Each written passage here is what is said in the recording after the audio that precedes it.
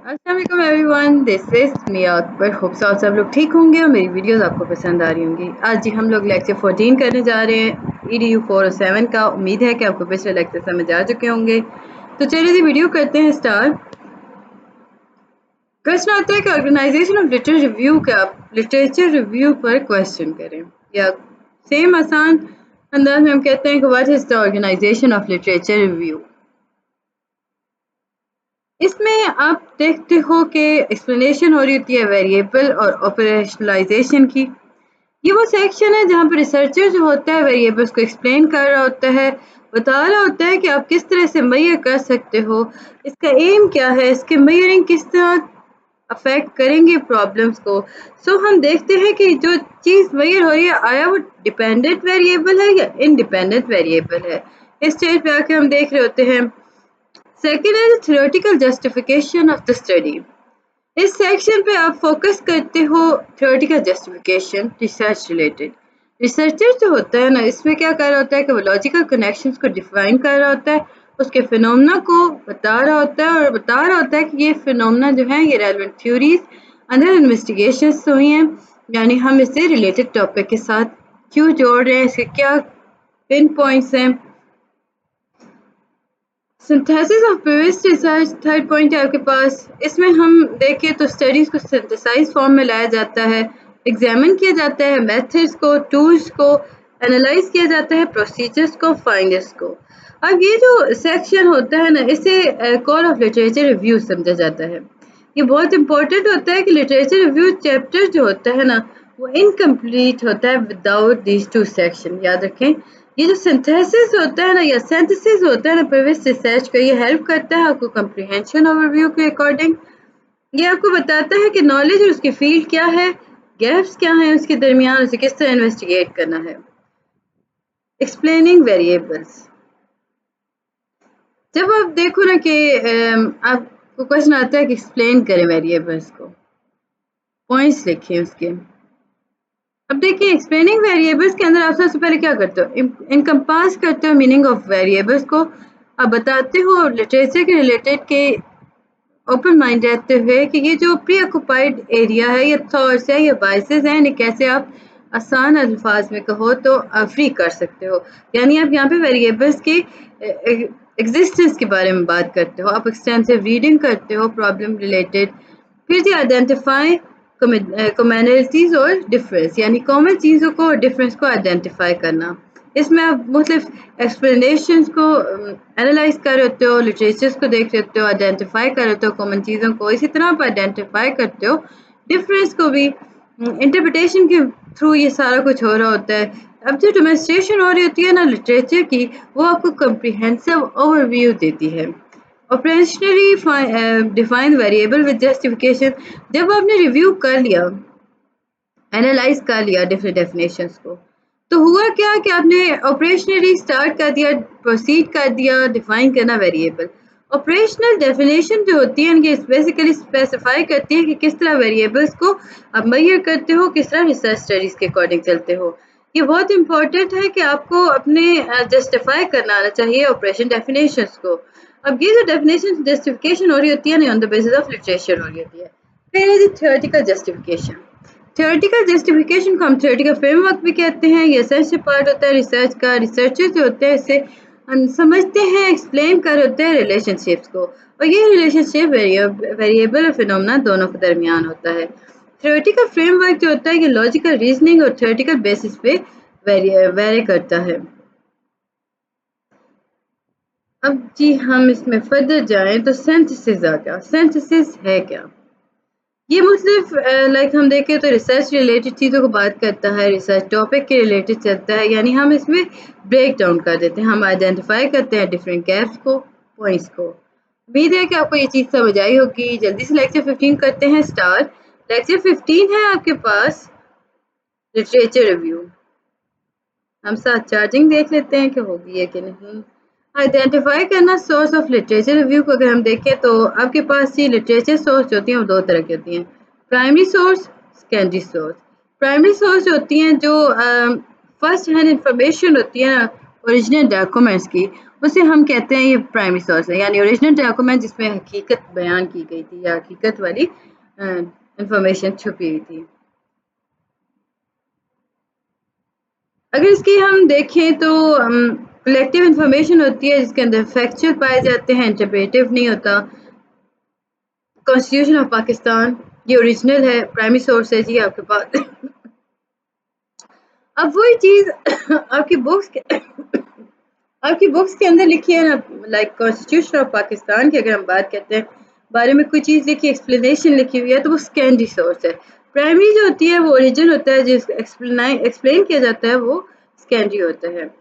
सर्वे interview हो गया example के तौर पर, ओरिजिनल डॉक्यूमेंट्स हो गया, रॉ डेटा हो गया।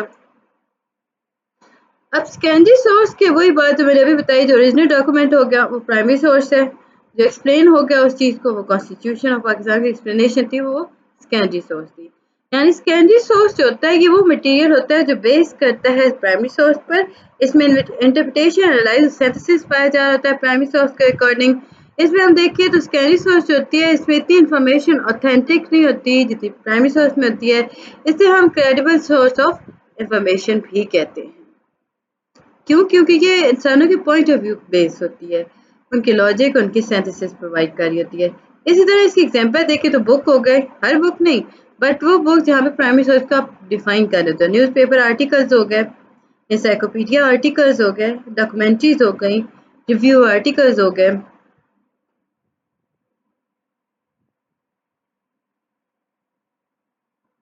अब जी हम एनालाइज करें importance of primary over secondary, तो आपके पास 5 आर्टिकल्स आते हैं या 5 पॉइंट्स आ जाते हैं। Originality, authenticity, purpose, evidence, type of information. ये प्राइमरी सोर्स का था। अब अगर हम कंप्लीट इसकी डेफिनेशन देखें ना, यानी डिफरेंस देखें, तो ओरिजिन देखें तो ये डायरेक्टली पीपल से आती है, इवेंट से, टाइम पीरियड से होती है, ये क्रिएट की जाती है प्राइमरी सोर्स के बाद। ठीक है। अगर ओरिजिनलिटी देखा जाए तो ऑथेंटिक होती है क्योंकि ये डायरेक्ट अकाउंट ऑफ इवेंट हो रहा होता है, और इसमें बायस होते हैं, इंटरप्रिटेशन हो रहे थे क्योंकि वो उसे एक्सप्लेन कर रहे हैं। पर्पस अगर देखें तो रिकॉर्ड इवेंट जो होगा वो जैसे वो हैपन हुआ है। इसमें हम देखें तो सेकेंडरी में ये कॉन्टेक्स्ट एनालाइज इंटरप्रिएट कर होता है इवेंट को। एविडेंस देखें तो ये एविडेंस को यूज़ करता है रिसर्च के अंदर। सेकेंडरी में हम देखें तो ये सपोर्ट कर होता है, चैलेंज कर होता है एविडेंस को। टाइप ऑफ इंफॉर्मेशन देखें तो ये डिटेल प्रोवाइड करता है और ये ब्रॉडर ओवरव्यू प्रोवाइड कर होता है।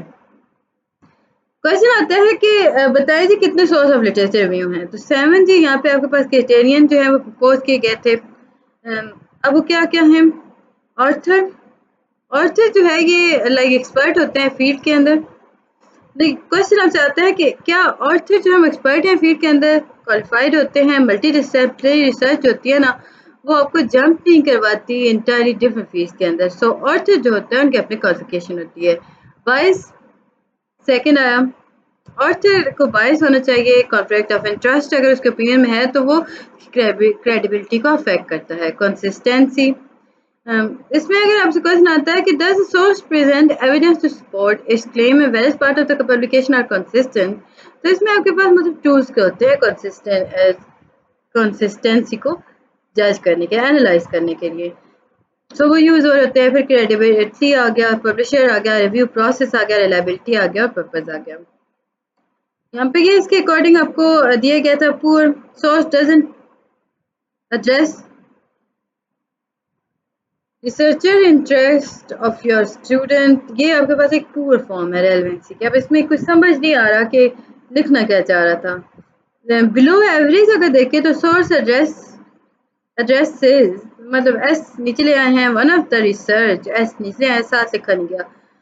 एवरेज में अगर हम देखें तो source again address most of the research, इस तरह की चीज़ लिखी होती हैं। एक्सीलेंट ये होता है आपके पास, यानी प्रॉपर वर्डिंग में जो होता है वो होता है source meet all of the research interest of your study and provide a conceptual framework for a study that is replicable. यानी यहाँ पे हम अधूरी बातें कर रहे हैं, आगे पीछे कर रहे हैं, कंप्लीट बात करेंगे तो ये बातें आपको सोर्स के अंदर ले जाएंगी।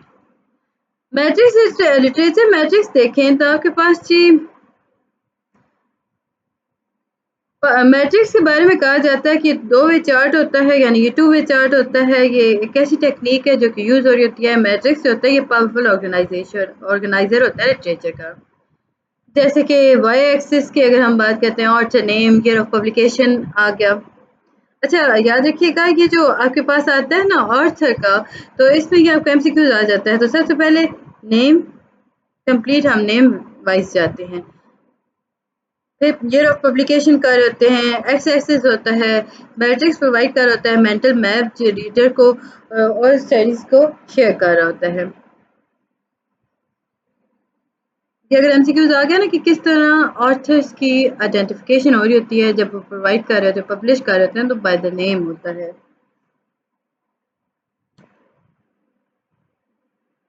अब हम देखें तो आपके पास ये लिटरेचर मैट्रिक्स आ गया। सबसे पहले आप क्या करते हो, लाइन आउटलाइन क्रिएट करते हो, प्रिसाइज ऑर्डर शॉर्टन होनी चाहिए। इस चैप्टर में आप लिटरेचर के 3 सेक्शंस पे बात करते हो, operation, definition of the concept, theoretical framework और कंसेप्चुअल फ्रेमवर्क। इसमें आप एग्जिस्टिंग रिसर्च को सिंथेसाइज कर रहे होते हो, फिर आइडेंटिफाई करते हो, डिफाइन करते हो टॉपिक्स और वेरिएबल्स को, फिर आइडेंटिफाई करते हो सोर्सेज को, फिर एवेल्यूएट करते हो सोर्सेज को, एनालाइज कर रहे होते हो हर सोर्स को। लाइक आपसे इसमें सिंपल पॉइंट्स पूछे जा रहे होते हैं। फर्दर इसमें आपसे वो कुछ भी इतना डिटेल नहीं पूछते। फॉलो एकेडमिक राइटिंग स्टाइल आ गया, डिवाइड रिपोर्ट इनटू सेक्शंस आ गया। लेक्चर 16, उम्मीद है कि आपको पिछला लेक्चर समझ आया होगा। काइंडली मेरे चैनल को लाइक और सब्सक्राइब कर दीजिएगा। लेक्चर 16 है theoretical concepts and conceptual framework.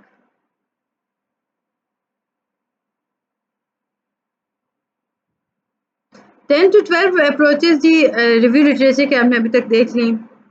हम लोग अगर पहले बात करें one by one, narrative review. Narrative review क्या है, जब आप किसी चीज़ को देखते हो नैरेटिव अंदाज में, उसमें आप नरेशंस को क्रिएट करते हो under specific investigation, chronological summary होती है जी ये रिसर्च की। तो ऐसी चीज़ों को हम नैरेटिव कहते हैं, यानी कहानियाँ आप जो बना रहे होते हो कंप्लीट सेंस के साथ।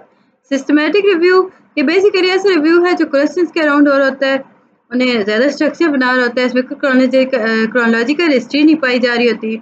इसमें किसी किस्म की आपको लिटरेचर को बिल्ड करने की, उसकी थीम बिल्ड करने की ज़रूरत नहीं होती। मेटा एनालिसिस, क्वेश्चन था जी कि अभी अभी आपका रिसेंटली परसों पेपर हुआ है, मुझे एक स्टूडेंट ने क्वेश्चन पेपर भेजा था, मैं आपके साथ शेयर करूँगी। बताइएगा अगर आपको चाहिए तो। मीटा एनालिसिस उसमें क्वेश्चन आया था, डिफाइन करें 3 मार्क्स का।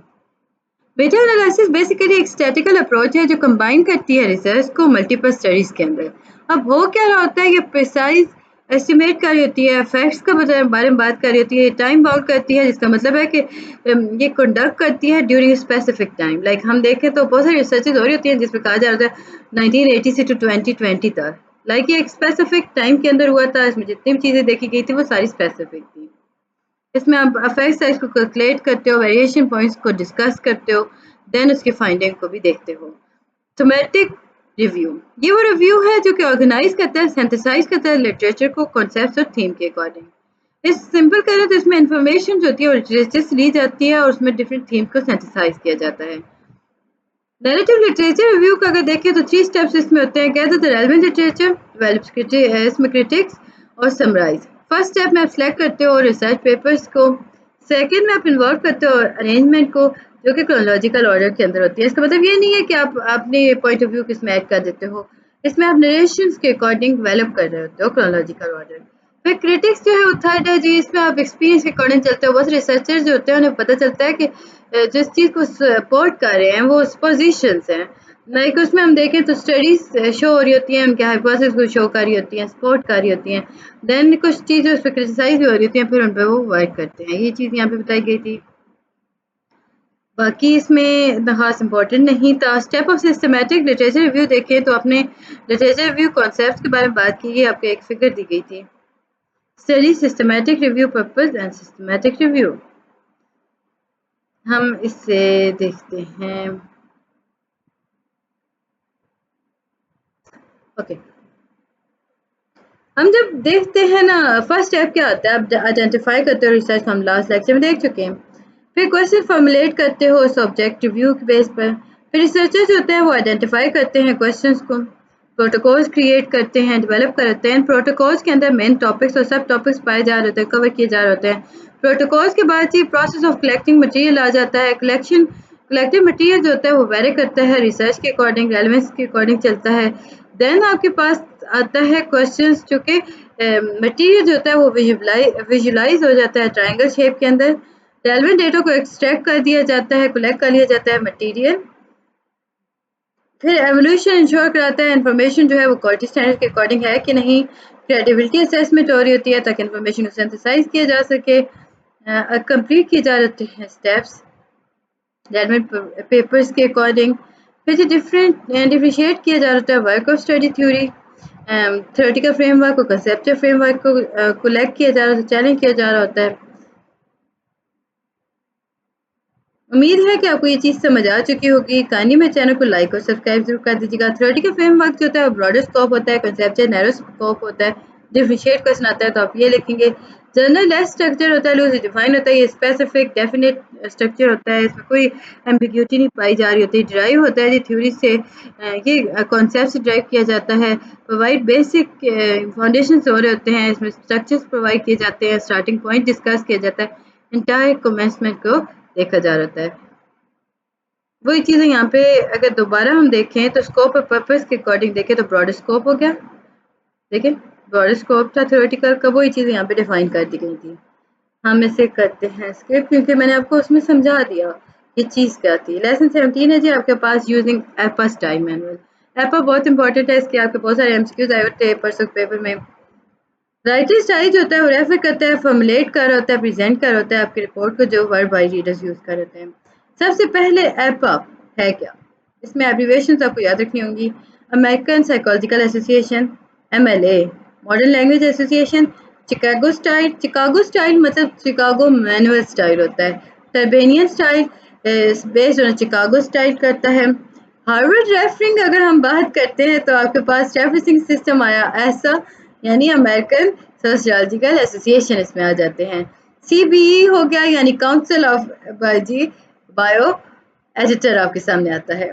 इसमें अगर हम देखें वाइडली सोशल साइंस आपके एपा के अंदर काफ़ी ज़्यादा यूज़ हो रही होती है।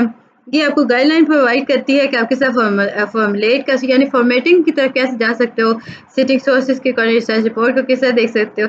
एक और स्टाइल यहाँ पे यूज़ होता है जो लैंग्वेज रिलेटेड है। मेरी डक्स आ रही है तो तब मैं हंस रही हूँ, आप मुझे ये क्वेश्चन मत कीजिएगा कि मैं क्यों हंस रही हूँ, अभी देखिएगा शोर मचाना शुरू कर देंगी अगर यहाँ आई तो।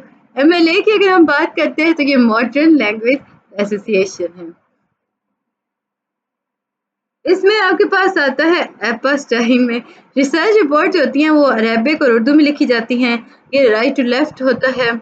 इसमें हम टर्बन स्टाइल से अगर बात करें हैं तो इज ऑफन एम्प्लॉयड। इसमें हम क्रिएट करते हैं where associated with University of Chicago. Manuals में हम बात करें फोकस करते हैं एपा स्टाइल्स को। इसमें आपके पास सोशल साइंस आ गई, एजुकेशन आ गई। लेटेस्ट एडिशन जो है एपा का है वो आपके सामने आता है स्टाइल मैनुअल के तौर पे। इसमें स्लाइड को शो किया जाता है 7th एडिशन जो पब्लिश हुआ था 2019 के अंदर। जनरल गाइडलाइन आपके एपा के आ गई। आप लोग तब तक मेरे चैनल को सब्सक्राइब कर दें, वीडियो को लाइक करें, बेल आइकन को भी प्रेस करें। मैं 2 सेकंड में आई क्योंकि ये वीडियो रुक नहीं सकती और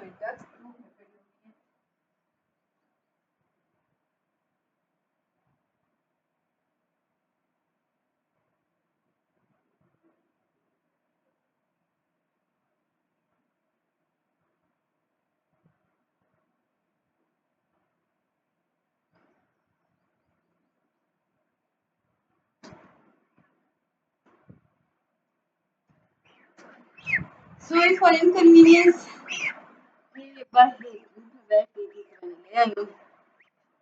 चले जी अब मैं वापस वीडियो की तरफ आते हैं। ये थोड़ा सा ब्रेक लग गया क्योंकि वीडियो रुक नहीं रही होती, गो थ्रू हो रही होती है, मैंने एडिट नहीं करती तो इसलिए थोड़ा सा आपका होगा ब्लैक करेगा। ओके जी, हम फिर हमने बात कर रहे थे गाइडलाइन की। तो एपा जो है वो क्वेश्चन अगर आपसे आया कि प्रीवियस मॉड्यूल के अकॉर्डिंग हमने पढ़ा डिफरेंट स्टाइल्स और डिफरेंट मैनुअल्स पाए जाते हैं, इसमें डिस्क्राइब किया जाता है स्टाइल ऑफ रिपोर्ट को। क्वेश्चन आता है कि हम क्यों एपा को यूज़ करते हैं सोशल साइंस के अंदर। हम इसमें इसलिए कर होते हैं कि यहाँ पे हम देखें तो डिटेल ऑफ एपा स्टाइल्स आपको आसानी से आपके अकॉर्डिंगली डिज़ाइन करता है रिसर्च रिपोर्ट्स को। एपा स्टाइल की रिसर्च रिपोर्ट्स जो होती हैं उसमें टिपिकली आप देखो तो white paper resembling normal printing papers के अकॉर्डिंग होती हैं। उसमें लेटर साइज होता है 8.5 बाई 11 इंचेस होता है, याद रखिएगा, ये आपके एमसीक्यूज में था। आल्सो उसे कहा जाता है A4 साइज। अब जो टेक्स्ट शुड भी होता है ना, अगर हम देखें तो वो डबल स्पेस होता है, उसमें 1 इंच का मार्जिन रखा जा रहा होता है। इसमें time new Roman font use हो रहा होता है। इसमें फ़ॉन्ट साइज़ जो होता है वो 12 होता है और एरियल यूज़ हो रहा होता है जिसका फ़ॉन्ट साइज़ 11 होता है। ये रिकमेंड होता है जी, इसमें आप टेक्स्ट को ब्लैक इंक के साथ स्टैंडर्ड प्रिंटर के थ्रू रिकमेंड किया जाता है कि आप यूज़ करोगे। हाइपरस्टाइल्स के अंदर हर पैराग्राफ जो होता है वो 5 टू 7 स्पेसेस को लेके चलता है। इसमें 27 लाइन से ज़्यादा लाइन्स नहीं लिखी जा रही होती। टेबल ऑफ फिगर जो होते हैं वो रिपोर्ट में सिंगल स्पेसिंग के साथ यूज़ हो रही होती हैं। रेफरेंस लिस्ट अगर हम देखें तो आपके पास ये आता है रेफरेंस में इम्पोर्टेंट, रेफरेंस लिस्ट कहाँ रखी जाती है, ये आपके एमसीक्यूज अगेन था। रेफरेंस लिस्ट जो होती है ये आपके एंड ऑफ थीसिस और रिपोर्ट पाई जा रही होती है। ये अपेंडिक्स और एक्नॉलेजमेंट से पहले पाई जा रही होती है। अपेंडिक्स के लाइक इसमें हम देखें तो आपके रेफरेंस जो होता है वो सेंटर होता है, तो top of level on heading होगा, जिसमें फ्लैश लेफ्ट करता है, हैंगिंग इंसिडेंट्स पाए जाते हैं रेफरेंस लिस्ट के अकॉर्डिंग।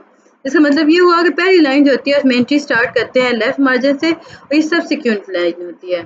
इसमें हम अगर फर्दर देखें तो जो एंट्रीज होती हैं वो रेफरेंस लिस्ट के अकॉर्डिंग डबल स्पेस्ड होती हैं। इसमें ऑथर नेम जो होता है वो यहाँ पे अवेलेबल नहीं होता, अगर ना हो तो क्या होगा, क्वेश्चन आता है। तो एंट्री जो होगी वो अल्फाबेटिकली अरेंज होगी, ये आपको शॉर्ट क्वेश्चन था। अगर अल्फा के अंदर एपा के अंदर, अल्फा एपा कह रही हूँ, ये एपा के अंदर जो था ना, अगर नेम विजिबल नहीं है तो किस तरह के फिर आप कैसे लिखोगे, तो आपको वहाँ पे लिखना था कि एंट्री करता है अल्फाबेटिकली। रेफरेंस लिस्ट ऑर्डर के हम देखें तो आपके सामने आता है इम्पोर्टेंट पॉइंट कि जो रेफरेंस लिस्ट ऑर्डर होती है उसे किस तरह अरेंज किया जाता है। उसे अल्फाबेटिक ऑर्डर में लिखा जाता है, ऑथर का जो नाम होता है वो लास्ट में होता है। और जैसे मुझे दिया था क्वेश्चन बना के सारे जो भी मतलब उसने पेपर दिया है वो एमसीक्यूज गलत कराया था। उसने अल्फाबेटिक ऑर्डर बेस पे कहा था कि ऑथर का नेम स्टार्टिंग में होता है, याद रखिए इसका नेम हमेशा लास्ट में होता है।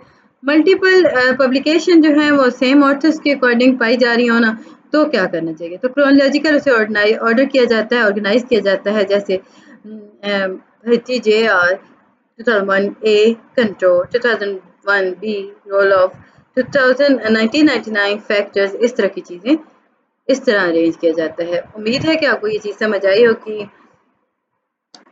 What is research philosophy? इस मॉड्यूल में हम रिसर्च फिलॉसफी के बारे में बात करेंगे। रिसर्च जो है वो सिग्निफिकेंट रोल प्ले कर रही होती है डिफरेंट स्टेजेस के अकॉर्डिंग।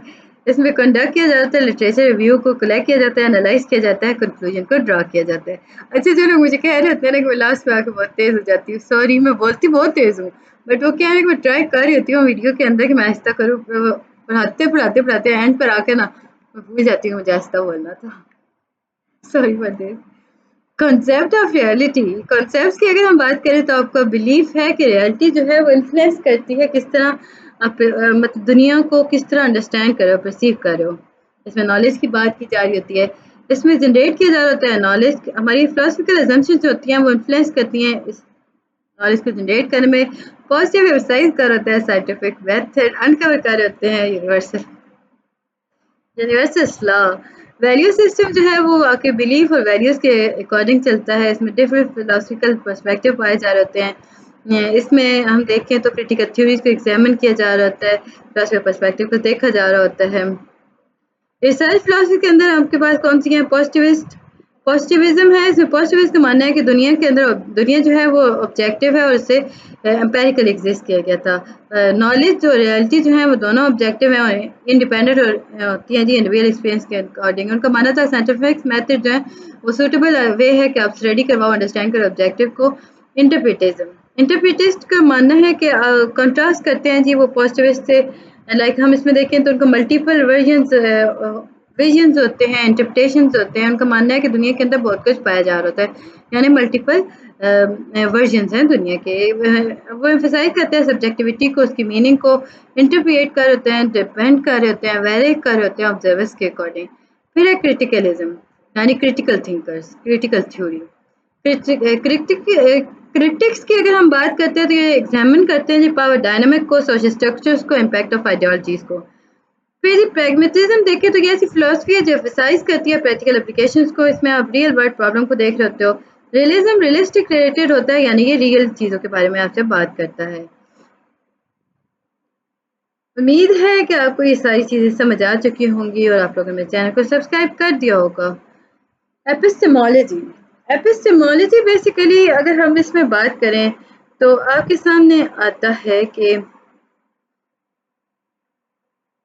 जब आप कंसिडर करते हो नेचर ऑफ नॉलेज को तो आप इनकाउंटर करते हो दो पर्सपेक्टिव को जो कि लिटरेचर में पाए जाते हैं, पॉजिटिविस्ट और इंटरप्रिटिविज्म और कंस्ट्रक्टिविज्म। यानी इंटरप्रिटिज्म और कंस्ट्रक्टिविज्म सेम ही हुआ। पॉजिटिविज्म जो होता है वो ट्रुथ के बारे में बात करता है, एब्सोल्यूट की बात करता है। इंटरप्रिटिज्म जो है वो लाइक एम्फसाइज करता है एग्जिस्टेंस ऑफ मल्टीपल ट्रुथ को एग्जिस्ट को आपके दिमाग के अंदर नॉलेज के अकॉर्डिंग बात करता है। इसमें हम देखें तो नेचर ऑफ द वर्ल्ड और एक्सोलॉजी की अगर हम बात करें तो हमने बात की थी इससे पहले मॉड्यूल के अंदर वर्ल्ड वाइड अंडरस्टैंडिंग की, वर्ल्ड व्यू की क्या है, इन्फ्लुएंस कैसे डिफरेंट अप्रोचेस कर रही हैं रिसर्च के अकॉर्डिंग, हमने काफ़ी एथिक्स के अकॉर्डिंग। एपिस्टेमोलॉजी है क्या क्वेश्चन आता है। ये एक ऐसी लाइक ब्रांच है जिसके अंदर आप परसीव करते हो नॉलेज और ट्रुथ को। ये इंप्रूव करती है, इन्वॉल्व करती है क्वेश्चनिंग को जो कि ठीक होते हैं। इसमें एक्वायर किया जाता है नॉलेज को, रिफ्लेक्ट किया जाता है क्वेश्चंस को। एक्सोलॉजी जो है ये बेसिकली स्टडी ऑफ वैल्यूज को बात करती है, एथिक और एस्थेटिक की बात करती है। उम्मीद है कि आपको ये सारी चीज़ समझ आई होंगी। मिलते हैं नेक्स्ट वीडियो में, तब तक के लिए अल्लाह हाफिज।